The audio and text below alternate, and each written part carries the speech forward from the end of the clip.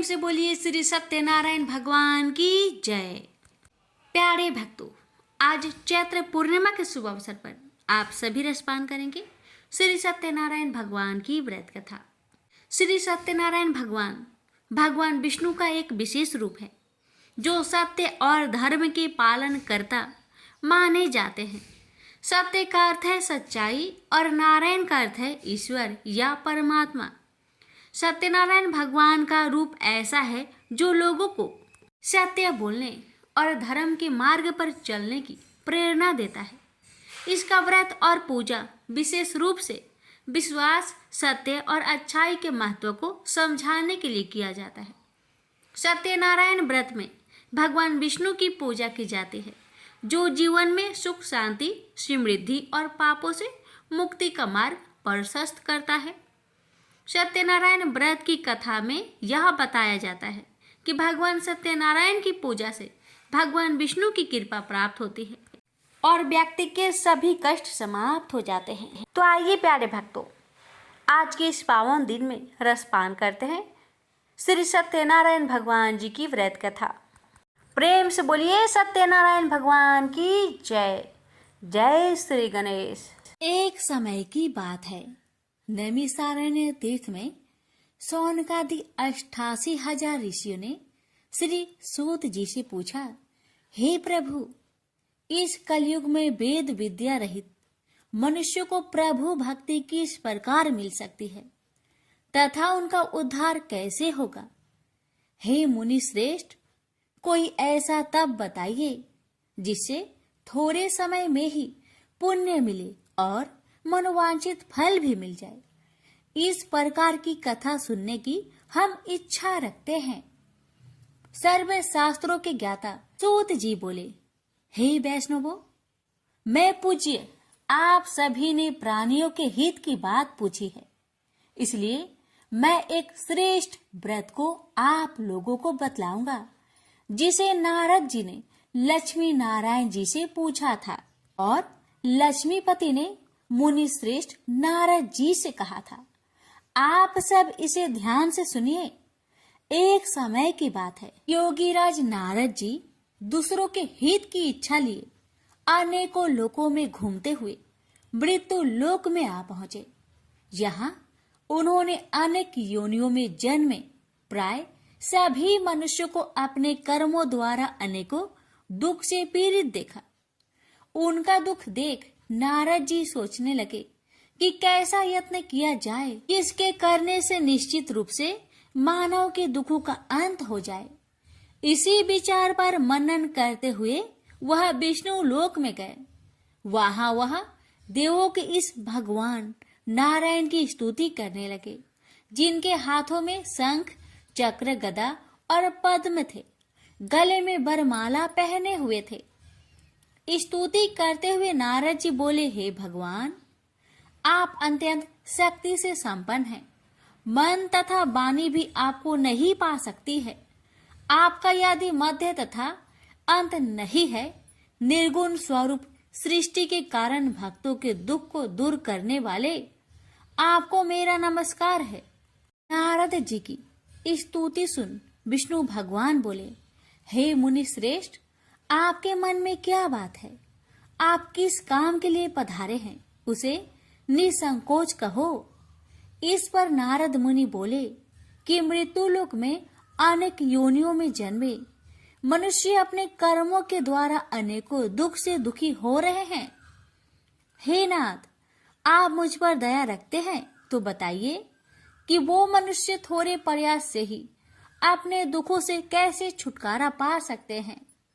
श्री हरि बोले, हे नारद, मनुष्य की भलाई के लिए तुमने बहुत ही अच्छी बात पूछी है, जिसके करने से मनुष्य मोह से छूट जाता है। वह बात मैं कहता हूँ, उसे सुनो। स्वर्ग लोक व मृत्यु लोक दोनों में एक दुर्लभ उत्तम व्रत है जो पुण्य देने वाला है। आज प्रेम वश होकर मैं उसे तुमसे कहता हूँ। श्री सत्यनारायण भगवान का यह व्रत अच्छी तरह विधान पूर्वक करके मनुष्य तुरंत ही यहाँ सुख भोग कर मरने पर मोक्ष पाता है। श्री हरि के वचन सुन नारद जी बोले कि उस व्रत का फल क्या है और उसका विधान क्या है, यह व्रत किसने किया था, इस व्रत को किस दिन करना चाहिए, सभी कुछ विस्तार से बताए। नारद की बात सुनकर श्री हरि बोले, दुख व शोक को दूर करने वाला यह व्रत सभी स्थानों पर विजय दिलाने वाला है। मानव को भक्ति व श्रद्धा के साथ शाम को श्री सत्यनारायण की पूजा धर्म में परायण होकर ब्राह्मणों व बंधुओं के साथ करनी चाहिए। भक्ति भाव से ही नैवेद्य केले का फल, घी, दूध और गेहूं का आटा सवाया ले। गेहूं के स्थान पर साठी का आटा, शक्कर तथा गुड़ लेकर वह सभी भक्षण योग्य पदार्थों को मिलाकर भगवान का भोग लगाए। ब्राह्मणों सहित बंधु बांधवों को भी भोजन कराए। उसके बाद स्वयं भोजन करे और भजन कीर्तन के साथ भगवान की भक्ति में लीन हो जाए। इस तरह से सत्यनारायण भगवान का यह व्रत करने पर मनुष्य की सारी इच्छाएं निश्चित रूप से ही पूरी होती है। इस कली काल अर्थात कलयुग में मृत्यु लोक में मोक्ष का यही एक सरल उपाय है। इति श्री सत्यनारायण व्रत कथा प्रथम अध्याय संपूर्ण। श्रीमन नारायण नारायण नारायण, भज मन नारायण नारायण नारायण। श्री सत्यनारायण भगवान की जय। सूत जी बोले, हे ऋषियों, जिसने पहले समय में इस व्रत को किया था उसका इतिहास कहता हूँ, ध्यान से सुनो। सुंदर काशीपुरी नगरी में एक अत्यंत निर्धन ब्राह्मण रहता था। भूख प्यास से परेशान हुआ धरती पर घूमता रहता था। ब्राह्मणों से प्रेम करने वाले भगवान ने एक दिन ब्राह्मण का भेष धारण कर उसके पास जाकर पूछा, हे ब्रीप, नित्य दुखी होकर तुम पृथ्वी पर क्यों घूमते हो? दीन ब्राह्मण बोला, मैं निर्धन ब्राह्मण हूँ, भिक्षा के लिए धरती पर घूमता हूँ। हे भगवान, यदि आप इसका कोई उपाय जानते हो तो बताइए। वृद्ध ब्राह्मण कहता है कि सत्यनारायण भगवान मनोवांछित फल देने वाले हैं, इसलिए तुम उनका पूजन करो। इसे करने से मनुष्य सभी दुखों से मुक्त हो जाता है। वृद्ध ब्राह्मण बनकर आए सत्यनारायण भगवान उस निर्धन ब्राह्मण को व्रत का सारा विधान बताकर अंतर्ध्यान हो गए। मन ही मन सोचने लगा कि जिस व्रत को वृद्ध ब्राह्मण करने को कह गया है मैं उसे जरूर करूंगा। यह निश्चय करने के बाद उसे रात में नींद नहीं आई। वह सवेरे उठकर सत्यनारायण भगवान के व्रत का निश्चय कर भिक्षा के लिए चला गया। उस दिन निर्धन ब्राह्मण को भिक्षा में बहुत धन मिला, जिससे उसने बंधु बांधवों के साथ मिलकर श्री सत्यनारायण भगवान का व्रत संपन्न किया। भगवान सत्यनारायण का व्रत संपन्न करने के बाद वह निर्धन ब्राह्मण सभी दुखों से छूट गया और अनेक प्रकार की संपत्तियों से युक्त हो गया। उसी समय से यह ब्राह्मण हर माह इस व्रत को करने लगा। इस तरह से सत्यनारायण भगवान के व्रत को जो भी मनुष्य करेगा वह सभी प्रकार के पापों से छूटकर मोक्ष को प्राप्त होगा। जो मनुष्य इस व्रत को करेगा वह भी सभी दुखों से मुक्त हो जाएगा। सूत जी बोले कि इस तरह से नारद जी से नारायण जी का कहा हुआ श्री सत्यनारायण व्रत को मैंने तुमसे कहा। हे ब्रीपो, मैं अब और क्या कहूँ? ऋषि बोले, हे मुनिवर, संसार में उस ब्रीप से सुनकर और किस किस ने इस व्रत को किया, हम सब इस बात को सुनना चाहते हैं। इसके लिए हमारे मन में श्रद्धा का भाव है। सूत जी बोले, हे मुनियों, जिसने इस व्रत को किया है वह सब सुनो। एक समय वही ब्रीप धन व ऐश्वर्य के अनुसार अपने बंधु बांधवों के साथ इस व्रत को करने को तैयार हुआ। उसी समय एक लकड़ी बेचने वाला बूढ़ा आदमी आया और लकड़ियां बाहर रखकर अंदर ब्राह्मण के घर में गया। प्यास से दुखी वह लकड़हारा उनको व्रत करते देख ब्रीप को नमस्कार कर पूछने लगा कि आप यह क्या कर रहे हैं तथा इसे करने से क्या फल मिलेगा। कृपया मुझे भी बताइए। ब्राह्मण ने कहा कि सब मनोकामनाओं को पूरा करने वाला यह सत्यनारायण भगवान का व्रत है। इनकी कृपा से ही मेरे घर में धन्य धान्य आदि की वृद्धि हुई है। ब्रीफ से सत्यनारायण व्रत के कथा के बारे में जानकर लकड़हारा बहुत प्रसन्न हुआ। चरणामृत लेकर वह प्रसाद खाने के बाद वह अपने घर गया। लकड़हारे ने अपने मन में संकल्प किया कि आज लकड़ी बेचने से जो धन मिलेगा उसी से श्री सत्यनारायण भगवान का उत्तम व्रत करूंगा। मन में इस विचार को ले बूढ़ा आदमी सिर पर लकड़ियां रख उस नगर में बेचने गया जहां धनी लोग ज्यादा रहते थे। उस नगर में उसे अपनी लकड़ियों का दाम पहले से 4 गुना अधिक मिलता है। बूढ़ा प्रसन्नता के साथ दाम लेकर केले, शक्कर, घी, दूध, दही और गेहूं का आटा ले और सत्यनारायण भगवान की व्रत की अन्य सामग्रियां लेकर अपने घर गया। वहां उसने अपने बंधु बांधवों को बुलाकर विधि विधान से सत्यनारायण भगवान का पूजन और व्रत किया। इस व्रत के प्रभाव से वह बूढ़ा लकड़हारा धन पुत्र आदि से युक्त होकर संसार के समस्त सुख भोग अंत काल में बैकुंठ धाम को चला गया। इति श्री सत्यनारायण व्रत कथा 2 अध्याय संपूर्ण। श्रीमन नारायण नारायण नारायण भज मन नारायण नारायण नारायण। श्री सत्यनारायण भगवान की जय। सूत जी बोले, हे श्रेष्ठ मुनियों, अब आगे की कथा कहता हूँ। पहले समय में उल्कामुख नाम का एक बुद्धिमान राजा था। वह सत्य वक्ता और जितेंद्रिय था। प्रतिदिन देव स्थानों पर जाता और निर्धनों को धन देकर उनके कष्ट दूर करता था। उसकी पत्नी कमल के समान मुख वाली तथा सती साध्वी थी।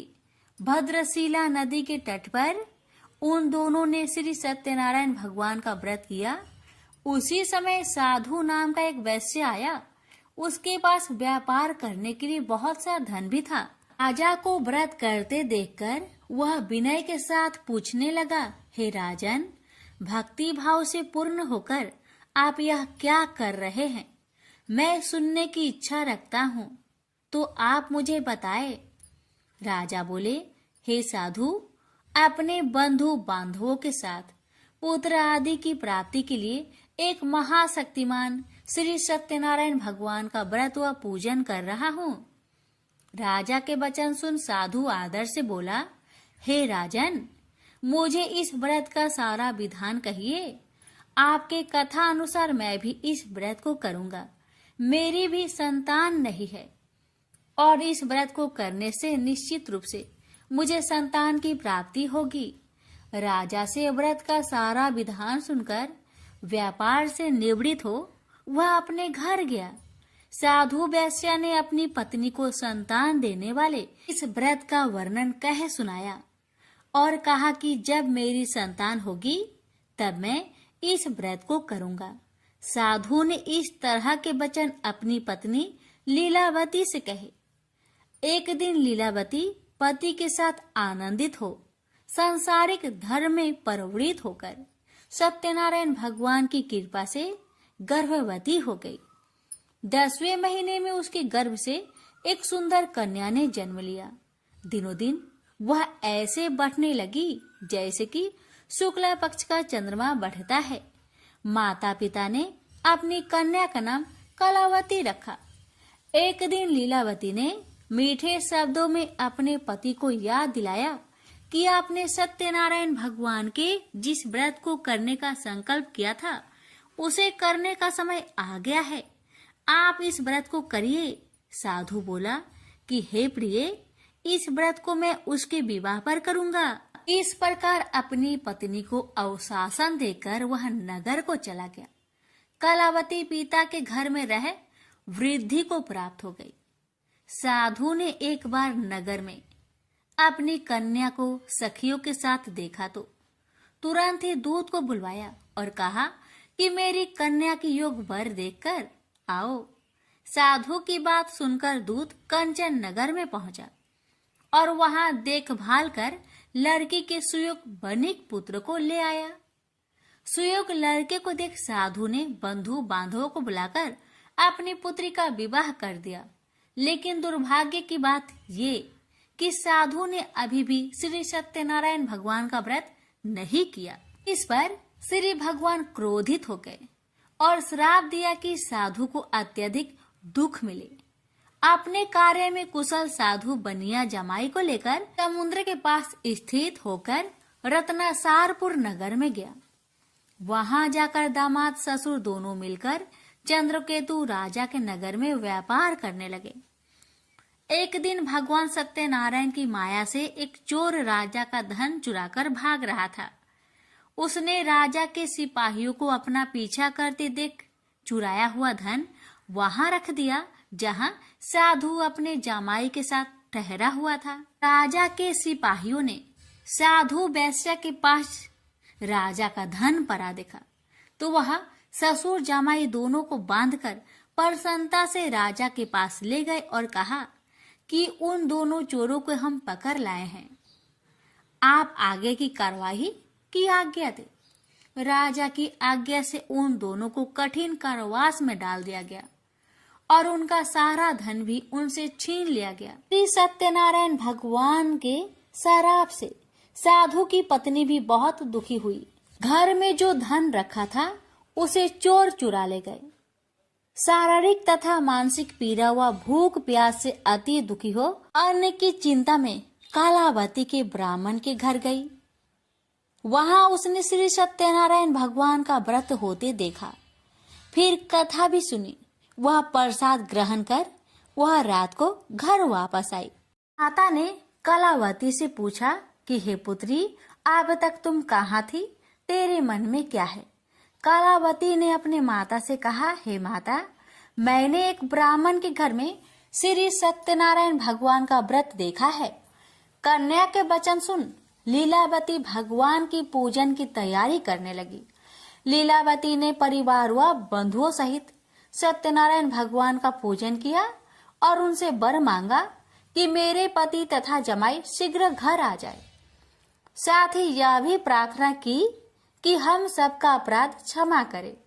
श्री सत्यनारायण भगवान इस व्रत से संतुष्ट हो गए और राजा चंद्रकेतु को सपने में दर्शन दे कहा कि हे राजन, तुम उन दोनों वेश्या को छोड़ दो और तुमने उनका जो धन लिया है उसे वापस कर दो। अगर ऐसा नहीं किया तो मैं तुम्हारा धन, राज्य व संतान सभी को नष्ट कर दूंगा। राजा को यह सब कहकर वह अंतर्ध्यान हो गए। अतः काल सभा में राजा ने अपना सपना सुनाया। फिर बोले कि बानिक पुत्र को कैद से मुक्त कर सभा में लाओ। दोनों ने आते ही राजा को प्रणाम किया।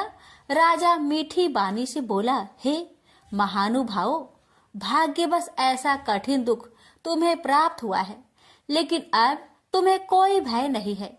ऐसा कह राजा ने उन दोनों को नए वस्त्र भूषण भी पहनाए और जितना धन उनका लिया था उससे 2 गुना धन वापस कर दिया। दोनों वेश्या अपने घर को चल दिए। श्री सत्यनारायण व्रत कथा का 3रा अध्याय संपूर्ण। श्रीमन नारायण नारायण नारायण, भज मन नारायण नारायण नारायण।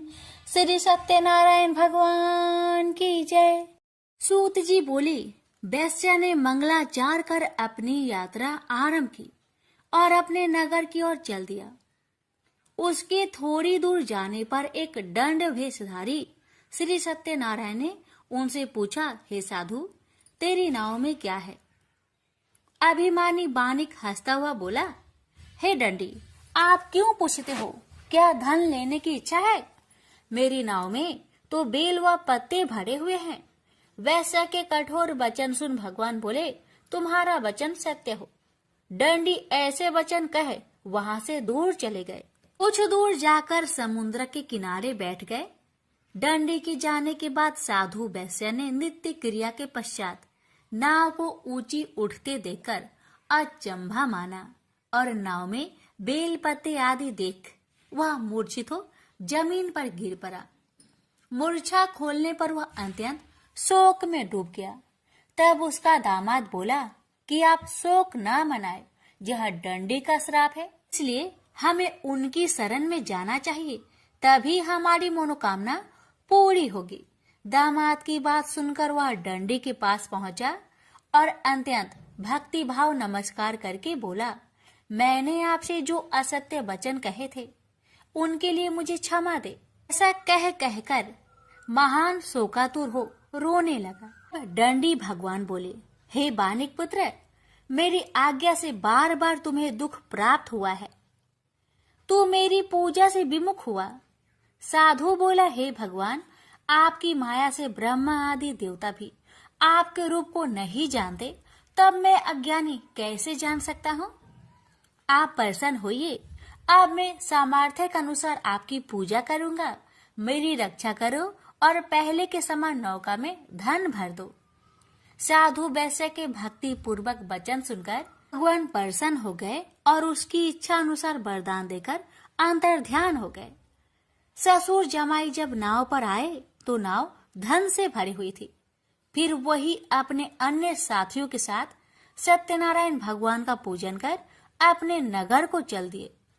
जब नगर के नजदीक पहुंचे तो दूत को घर पर खबर करने के लिए भेज दिया। दूत साधु की पत्नी को प्रणाम कर कहता है कि मालिक अपने दामाद सहित नगर के निकट आ गए हैं। दूत की बात सुन साधु की पत्नी लीलावती ने बड़े हर्ष के साथ सत्यनारायण भगवान का पूजन कर अपनी पुत्री कलावती से कहा कि मैं अपने पति के दर्शन को जाती हूँ, तो कार्य पूर्ण कर शीघ्र आ जाना। माता के ऐसे वचन सुन कलावती जल्दी में प्रसाद छोड़ अपने पति के पास चली गई। प्रसाद की अवज्ञा के कारण श्री सत्यनारायण भगवान रुष्ट हो गए और नाव सहित उसके पति को पानी में डुबो दिए। कलावती अपने पति को वहां ना पाकर रोती हुई जमीन पर गिर गई। नौका को डूबा हुआ देख वह कन्या को रोता देख साधु दुखी होकर बोला कि हे प्रभु, मुझसे तथा मेरे परिवार से जो भूल हुई है उसे क्षमा करे। साधु के दीन वचन सुनकर श्री सत्यनारायण भगवान प्रसन्न हो गए और आकाशवाणी हुई, हे साधु, तेरी कन्या मेरे प्रसाद को छोड़कर आई है, इसलिए उसका पति अदृश्य हो गया है। यदि वह घर जाकर प्रसाद खाकर लौटती है तो इसे उसका पति अवश्य मिलेगा। ऐसी आकाशवाणी सुन कलावती घर पहुंचकर प्रसाद खाती है और फिर आकर अपने पति के दर्शन करती है। उसके बाद साधु अपने बंधु बांधवों सहित श्री सत्यनारायण भगवान का विधि विधान से पूजन करता है। इस लोक का सुख भोग वह अंत में स्वर्ग जाता है। इति श्री सत्यनारायण व्रत कथा चतुर्थ अध्याय संपूर्ण। श्रीमन नारायणे नारायणे नारायणे भज मन नारायणे नारायणे नारायण। श्री सत्यनारायण भगवान की जय। श्री सूत जी बोले, हे ऋषियों, मैं और भी एक कथा सुनाता हूँ, उसे भी ध्यान पूर्वक सुनो। प्रजा पालन में लीन तुंगध्वज नाम का एक राजा था।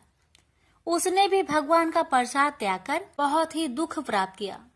एक बार वन में जाकर वन्य पशुओं को मारकर वह बर के पेड़ के नीचे आया।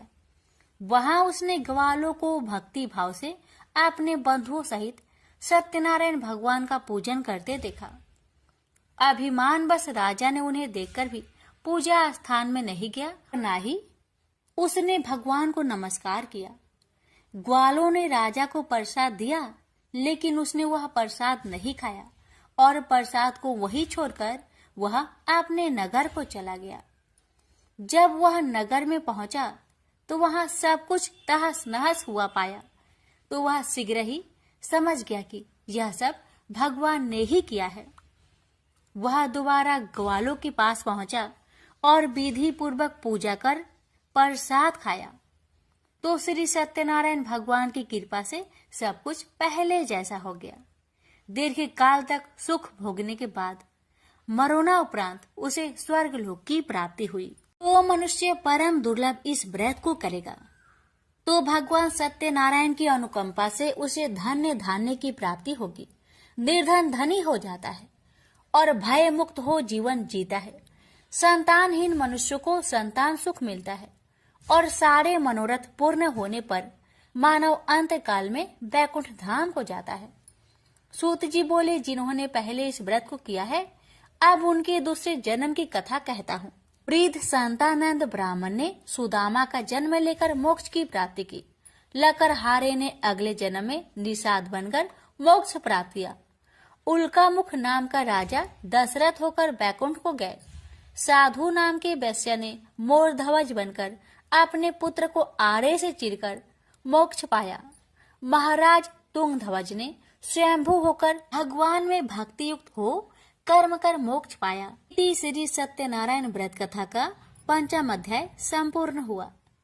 श्रीमन नारायण नारायण नारायण, भज मन नारायण नारायण नारायण। श्री सत्यनारायण भगवान की जय।